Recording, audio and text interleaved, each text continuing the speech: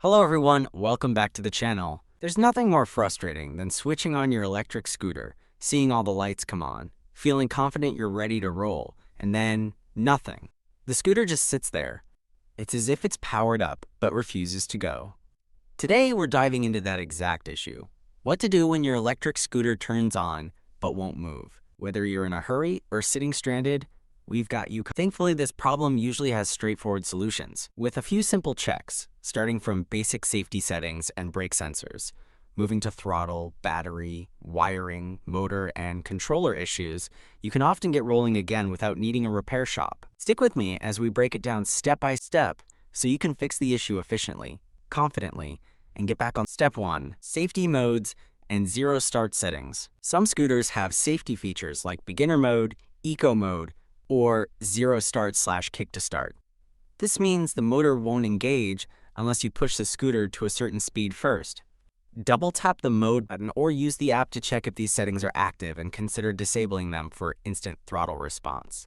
Step 2. Brake sensor or locked brake.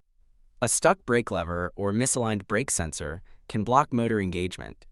Inspect the brake lever and press the sensor manually to ensure it isn't stuck in the engaged position. Also, check wheels to see if they can spin freely. Step 3. Battery charge and connection. Even if your scooter powers on, the battery might not provide enough power for movement. Charge fully, then inspect the battery terminals and connectors. Tighten, clean corrosion, or reseat as needed. Step 4. Throttle function and wiring. If the throttle isn't signaling properly, the motor won't respond. Wiggle the wires, check for damage, and if possible, use a multimeter or onboard diagnostics to confirm functionality. Cleaning or replacing the throttle may be required. Step 5. Motor and controller. Listen for humming or burning smells, and check if parts are unusually hot. Loose connectors, water damage, or burnt components in the controller or motor will require professional attention. Step 6. Wiring, fuses, and hall sensor. Inspect all visible wiring for frays, loose plugs, or damage, especially around battery, throttle, and motor.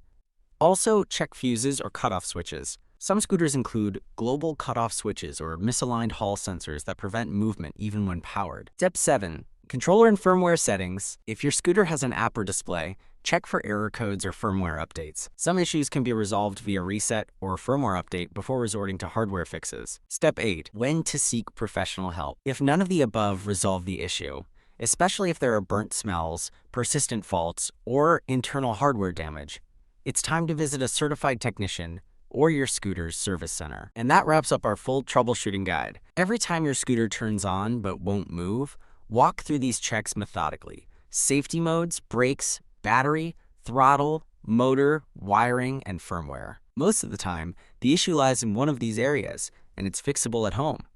Being calm, organized, and systematic can save you both stress and money. If you found this guide useful, please give it a thumbs up and hit subscribe for more repair tips and scooter deep dives. Drop a comment letting us know.